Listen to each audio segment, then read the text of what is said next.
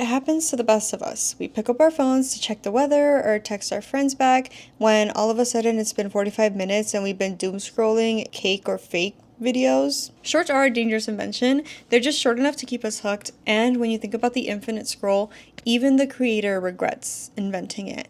There's a study by Jack Panksepp where he sees how cats learn new tricks. When the cats were rewarded every time they touched an object, they learned to touch it. But when they were rewarded occasionally for touching a different object, they went crazy touching that second object. That inconsistent reward made them keep seeking that second object. Now, sound familiar? That's exactly what social media mimics. It's called variable ratio reinforcement. You don't know if the next video is going to be hilarious, shocking, boring. That's unpredictability, and it's the same mechanism that a slot machine uses at a casino. It is a brain drug, and honestly, it's terrifying. And then also, selfishly, it's such a time dump. We have limited lives. There's no point in spending 25% of our waking hours glued to our phones. Yet, here we are. Now, if you clicked on this video, odds are you feel the same way. You're interested in a dumb phone, or maybe you're wondering, like me, if it's actually worth buying one. But what even is a dumb phone? It's all over the internet, and do we really know what it means or what makes a dumb phone a dumb phone? Basically, it's a simple device that you can only use for texting and calling. No app store, no scrolling, no distractions. When I think about purchasing a dumb phone, there are a few pros and cons that I kind of weigh out to see which option is right for me. And I think that weighing these options out yourself is actually quite beneficial to understand if you need to purchase a dumb phone, or maybe like me, you might want to create your own dumb phone. Let's talk about the cons to dumb phones. There is a lack of safety, I would say, when it comes to purchasing a dumb phone, because you don't have maps to get back home, you don't have rideshare in emergencies, and even though I know it's kind of crazy that we do this, but you can't have someone follow your location. Like, I know for a lot of my friends, we just share our locations so that if one of them's going on a date, they will let us know, and then we stalk them the entire night to make sure that they aren't being kidnapped. You don't get that. We don't get that kind of joy nowadays with a dumb phone. Also, convenience, right? There are no banking apps on a dumb phone. There's no Apple Pay. There's no group chats. There are no flight tickets if you're going on a flight. And I know that these are really for convenience, but they can also serve safety measures. If your purse gets stolen, but you had your phone in your pocket, you can still get home via Apple Pay, via rideshare, via any of these things. And that is the main safety concerns I see with going to a dumb phone. There are also some other cons that maybe not as important, but still something to mention. You might require purchasing extra technology. You can't just use your dumb phone as an iPod, or you can't just be snapping pictures all the time. You might want to purchase a camera to have at the same time when carrying your dumb phone. And let's face it, it's just more consumerism, right? Do you really need to buy another phone when you already own one? Do you need to buy another camera, another iPod, another whatever it is, to mimic what our current smartphones do for us? And I know there's an argument online to have single-use devices, and I'm all for making your phone a single-use device in certain senses, and even like purchasing iPods. Like, odds are I will go and repurchase an iPod at some point in my life. Like, those are things that I'm also interested in. But when it comes to the end of the day, we've already purchased smartphones. We've already, for the most part, have these phones in our pockets. So instead of going and just ripping the band-aid off and getting a dumb phone, there are some alternatives, which I'll come to. But first, let it not be mistaken that there are pros to getting a dumb phone that don't come with a smartphone. You just can't doom scroll on a dumb phone, like, period. Like, that's the end of the story. There is no app store. You can't download these things, which I know I said that as a con, but also you can see that as a pro. You won't have the temptation to download things because you just can't do it. So you will be forced to not go on any of these apps and have any of these apps on your phone. And of course, there's probably a better focus on mental health that comes with that forced lack of everything in the world. You will live a much simpler life. Also, odds are your phone plan will be cheaper. Your phone itself will be cheaper. It won't be as hard to repair if your phone breaks, because all you will need it for is texting and calling. You probably don't even need an internet plan, and if you do, you can probably go with the cheapest one. And honestly, retro is cool again. You're gonna look cool, and that might be the biggest pro on the list for you. You're going to be out at the bar at night and whip out your phone, and you're just gonna look very interesting. It's gonna be a conversation starter. You're gonna have so many people asking you questions, and you're just gonna look cool. And let's face it, don't we all just miss the feeling of like, right? We don't get that anymore unless you get the Samsung Z Flip or whatever it's called. But for like the most part with our iPhones or with most of our touchscreen phones, we don't get those feelings anymore. And let me just say, another pro is your phone, like I said, you're gonna look different, but you can customize it more because of it. You can get different colored phones, different shaped phones. The world's your oyster when it comes to using old dumb phones again, which those can all be pretty big pros. But after weighing all of these things myself and thinking it through, I thought, instead of buying one, can't I just make my current phone dumb? The answer is yes. I can force some of the pros from a dumb phone into my current smartphone, where I can still also maintain my safety with all of my comfort apps like Maps and like Rideshare and like Apple Pay. Also, quick disclaimer before I continue on how I set up my phone. I know I am aware that there are newer dumb phones that let you do some things. There are newer dumb phones that are I think there's even like the dumb phone that is being sold for like an insane amount of money. My point in all of this is that we have a phone that is reusable, and we don't need to go out and spend big bucks to buy a dumb phone. We can set it up ourselves. And similarly, I know that there are apps to make and mimic that expensive dumb phone, but I also didn't want to do that because, again, I'm paying for something and I honestly don't really like what it looks like. So I've created my own version of a dumb phone, and I'm so excited to share it because I think it is very helpful and it just has done wonders for my screen time.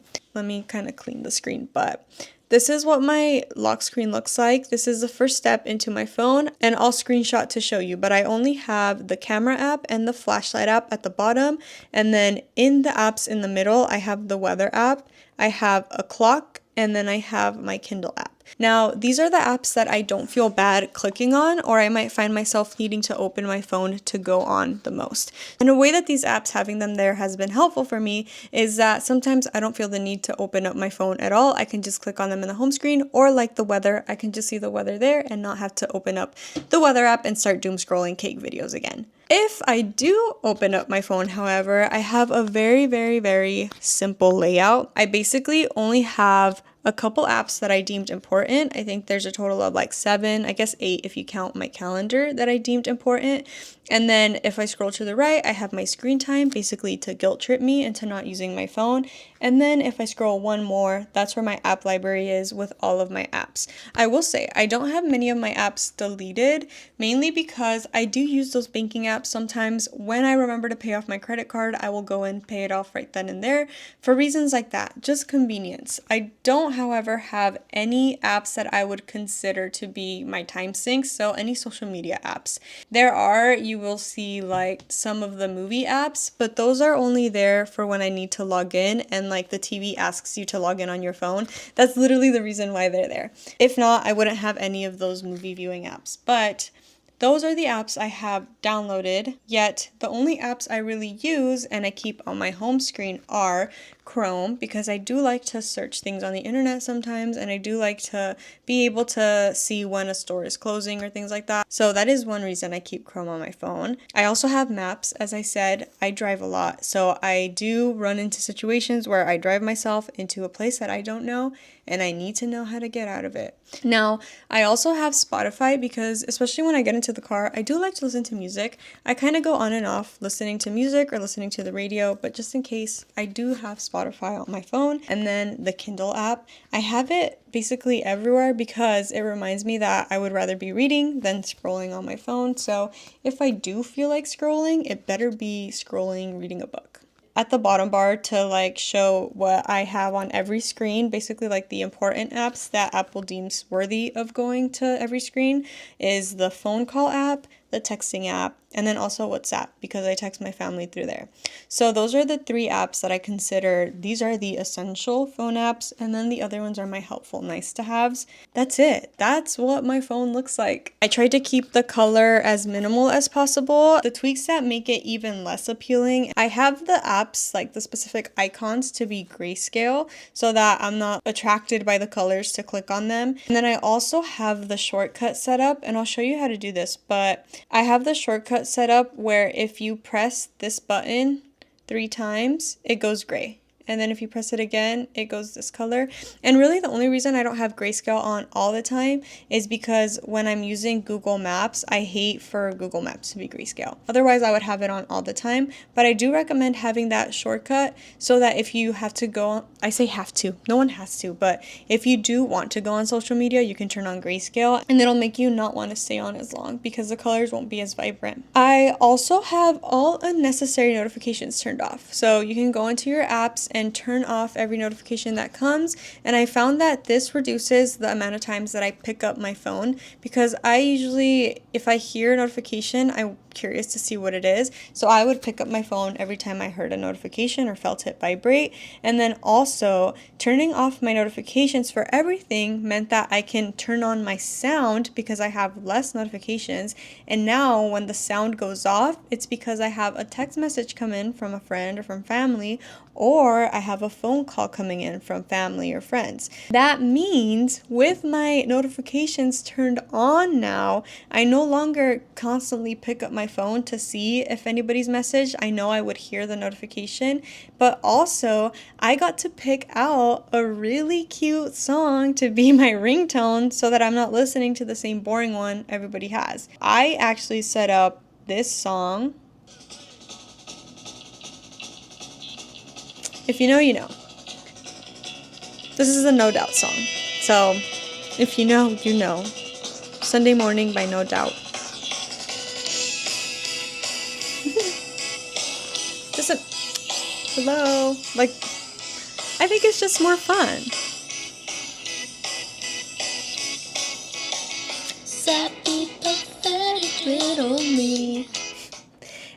It's a lot more fun than having this.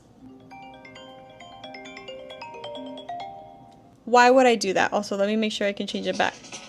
Okay.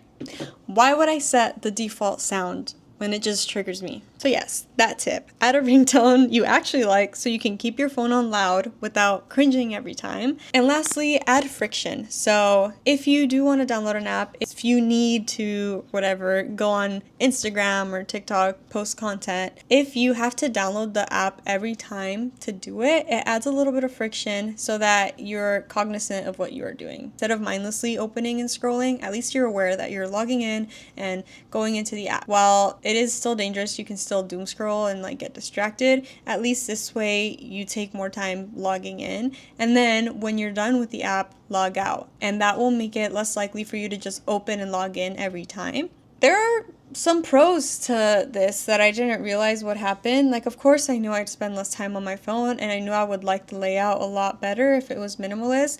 But, for example, my battery lasts way longer, and I don't charge my phone all that often. People actually kind of yell at me sometimes because it'll be at like 1% because I haven't charged it in a few days. But you know what? It's fine. I don't feel that reliant on my phone. So battery lasts way longer. I don't care about my phone. Like I said, it's just a tool for communication. I'm not attached to it. I don't need the specific phone. I can get whatever phone on the market as long as it calls and texts and has maps. I do have Apple CarPlay on my phone, so I do like being able to see the maps on that CarPlay, which is why I have the iPhone and like keep it. But I'm not attached to it. You don't need to spend $100 on a dumb phone to get the benefits. Sometimes the smartest thing you can do is make your phone a little dumber. That's how I did it with mine, and I definitely recommend trying it out. Let me know if you do this to your phone, if you have a good time with it. I'll see you guys in the next video. Bye!